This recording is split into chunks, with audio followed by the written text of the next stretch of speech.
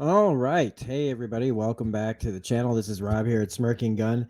And today we're talking more comic books. We're talking Wolverine Madripoor Nights #1, a 3-issue miniseries from Marvel that is the like you can call it a sequel. You can call it like 30 years ago, like more than 30 years ago, I would say at this point. Yeah, for sure. Uh, there was a little story in Uncanny X-Men 268, which if you know my channel at least, if you looked in my background of any of my channels where you could see my walls, you saw that I had two posters for Uncanny X-Men 268 framed in the background. It's one of my favorite books of all time, like single issues of all time. It's one of the reasons I got into comic books. And that was before I was into writing as much. I was much more into just the art. And Jim Lee's art back then was way more important than Chris Claremont's story to me. And just all the imagery was in that book. There's stuff in there I have t-shirts of. I have like two or three t-shirts from Uncanny X-Men 268. So artistically, it's amazing. And when Wolverine Madripoor Nights came out, it's definitely like it's a nostalgia grab. Claremont did a Gambit book recently that took place after he, as he was taking care of young Storm back in the late 80s, early 90s, before she, all sorts of lore, spoilers for everything, basically. And that book, um, I liked it. All right. And it's probably mostly because I came from that time period and that's where my comic book roots come from. And, Gambit came out in that time period. He was like this brand new character. Like he was like the first character I didn't know. And anyway, that story, if I have to look at it like honestly, it's not the greatest thing in the world, of course. But for me, the nostalgia goggles were on just enough, and I liked the story enough. I liked seeing Gambit from that time period. I liked seeing Storm from that time period. I liked, but like being able to go, yes, that was a long time ago, and it's nice to visit. It's nice to visit those worlds again, knowing that you can't go back. And even though it wasn't the greatest thing in the world, I still really enjoyed it. And it was a nice way for Claremont to, fill in the corners. Basically, it's an X-Men Legends without calling it X-Men Legends. And maybe it was an X-Men Legends book at one time, and they just didn't want Claremont to have a bunch of them. But speaking of which, when you get to Madripoor Nights, you go, okay, if you looked at the Gambit stuff, you'd look and see that, was that necessary or not? Is this necessary? And the Gambit book, well, it wasn't necessary. Neither is this. But I read Uncanny X-Men 268 prior to reading this book, just to give myself a refresher on the actual story of that book. And if you look at the end, they leave it as a cliffhanger. There's a there's a big old fight, and they rescue and they do all their heroics, but at the end, they kind of have to give up. They relieve it like, oh, sorry, can't win them all, kid. But if you need, out there as the audience members who don't want to read Uncanny X-Men 268, which you should just for the art alone, and the writing. I like the writing in this a lot more. I appreciate it more now that I'm much older. And having not read it in a little while, I really liked it as well because it's an interesting story. It definitely I mean, headcanon would say that all these characters are a billion years old. So let's just like put that to rest and not worry about continuity or anything like that. All right. Let's just have fun. Let's not be cynical until it's time to be cynical and just talk about this. So in Uncanny X-Men 268, the story's being told from like two time periods from 1941 to the present time at the time that they were telling this story. I think Uncanny X-Men was like hang on. You know what? Let's find out. I got to remember this. I should know this information. Yeah, it's saying September 1990, which is just perfect. I was going into my sophomore year. I had just gotten into comic books, and this again was one of those books that came out and was sitting on the shelf and was just like calling to me.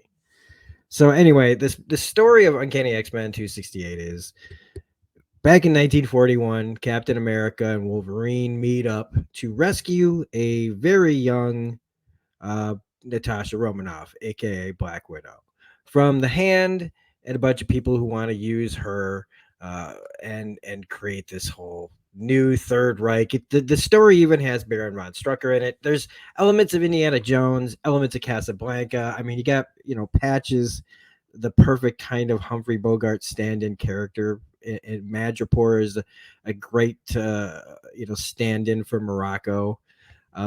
When you think about it, it's they have high town and low town. It's just a perfect place. And I brought this up, like I freaked out. Like my favorite part of like Captain America and the Winter Soldier, or Falcon and the Winter Soldier, never mind, was when they went to Madripoor. And I was just like, yeah. But anyway, so in 1941, there's that somebody's trying to kidnap Black Widow, who's not Black Widow yet, for this ritual for the hand.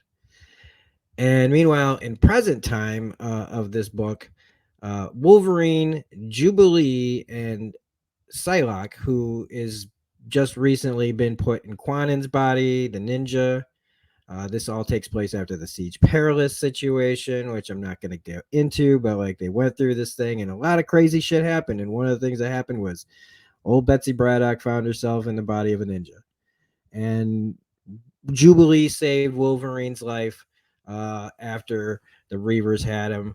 And she's been, with him ever since. And they're kind of a little family running around Madripoor because the X-Men aren't, together at this point. This is like right before Extinction Agenda and everything, where the X-Men all the X-Men come together to fight the Genosians and get their freedom and all this stuff and come back together.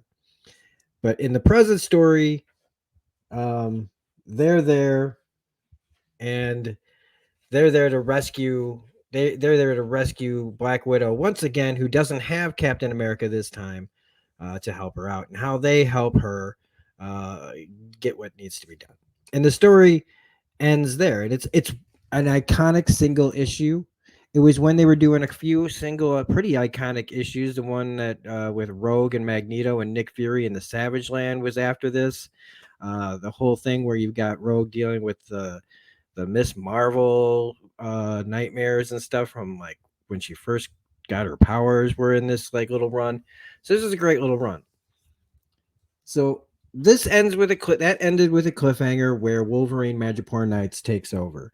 And the thing that was missing from the present story in Uncanny X-Men 268 was Captain America. And in this, they add him. Now, I'm just going to say first off that even though this wasn't necessary, I had a lot of fun with this book so far. I'm cool. I can't wait. I subscribe to it to make sure that I get it. Because this is where they're gonna get me. I've said, I'm out of the comics game for the most part, but when Claremont writes a book like this, I'm there. And whether or not we can argue and argue and argue about Chris Claremont as a person, as a human being, if you want. But I picked up this book because I wanted to read this story, and I wasn't gonna let my personal feelings on maybe how the man is. I've met him. We actually talked about Uncanny X-Men 268 a few years back, and it was really interesting. And he signed that copy, and I should have. Maybe I'll have a picture of it here in this video.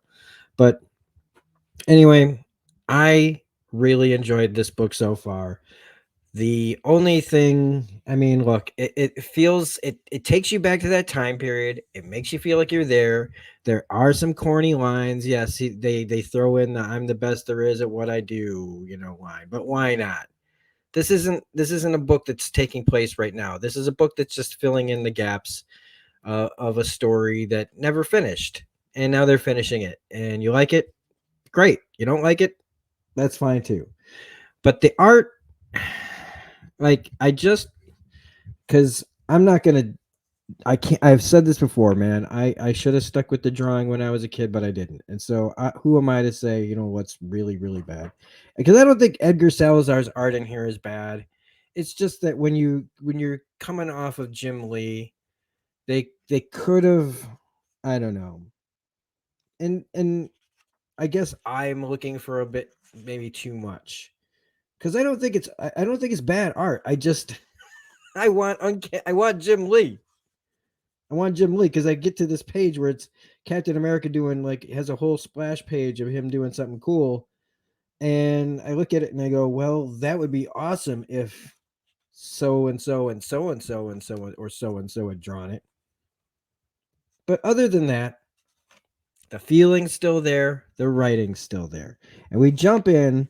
It's called Blindsides Galore or the setup, as it says, and we just jump right in where we're talking like Wolverine's talking about the differences between like what well actually he's just trying to get to the heart of Madripoor, and they do that a lot whenever they talk about Madripoor. There's always some sort of little clever ways of describing it every time somebody does in a book. And they talk about like how there's the towers that are like the high society and money where people think the deals go down, and then in Low Town is where things actually get done because that's where the shadiness, that's where the deals get started. That's where all the real nasty side parts uh, to these little deals actually happen. And it's right after what happened in Uncanny X-Men 268, except they're out celebrating and they're kind of recapping about what went down. And then Cap just kind of just just jumps in, and we've got Hand everywhere. And Wolverine, it's fun. I can follow the action really well. There's a lot of snicks. It's nice to see Patch not just standing around talking. He's actually, gets to actually fight because to me, a lot of the old Wolverine books, man, were really talky and like less on action than you'd think. Um, but we have Betsy in this finding out that her powers can't do really anything to the Hand, and she has to strictly survive on her ninja skills that are borrowed. Like she, I like the idea of you're in somebody else's body, you have psychic powers, you also have ninja abilities, but it's like there's a struggle to fight. The fight inside Betsy's head is been has always been raging. And the situation when she was in Quanen's body, not only visually was awesome to look at, but it was just a really interesting concept of like doing something that you aren't normally, doing, which would be a ninja. But she was all screwed up by the Mandarin, and that's another story. But she having to rely on this Jubilee just being Jubilee.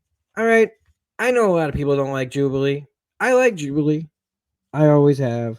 I think she's just in the way that they have her written, it's the same dialogue as she would have been given way back then or on the X-Men animated series, saying weird slang terms that no one uses. Um, and there is, a little bit of blood and some definitely implied violence, and also, I don't know if they've ever said this because we know what a fastball special is, or you better know what a fastball special is if you are a big Wolverine fan. But I've never heard of a sideball special. It's where Wolverine throws a member of the Hand at Black Widow, who then uses her like batons to swing him over to Captain America, who then uses his shield to bat the guy into a whole group of guys, and then Wolverine cuts them all to pieces.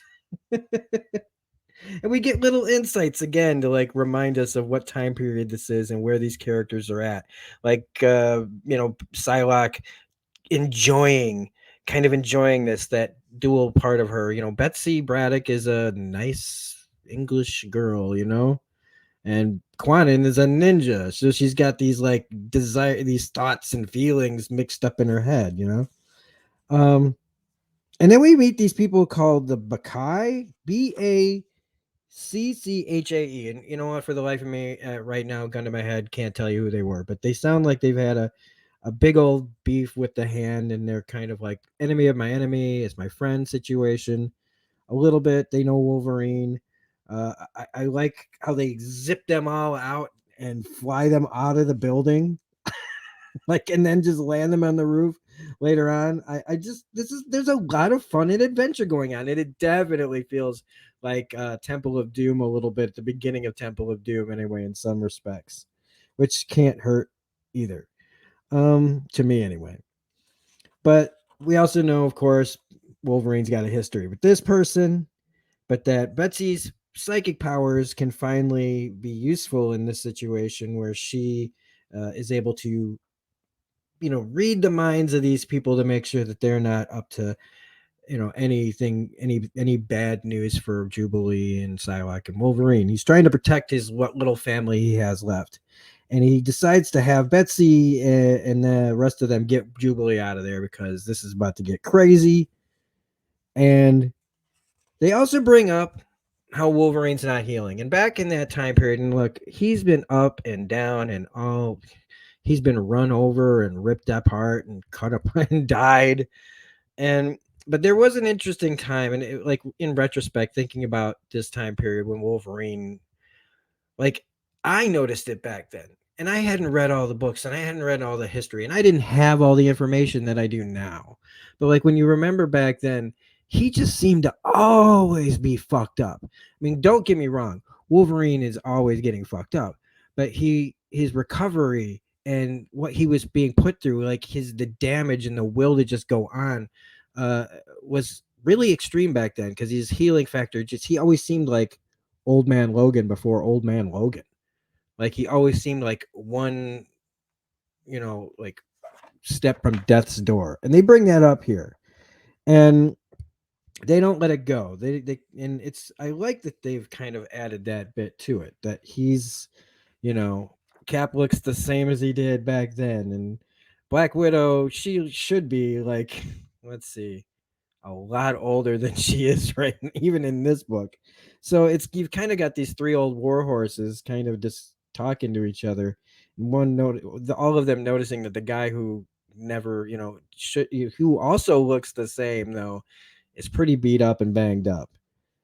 And he at least understands the situation when he got Jubilee out of there because it's about to get real. This was the kind of situation, when Cap dealt with Nazis or ninjas, things that you could just go after. He's not he's not usually that. He's usually a stickler for murder.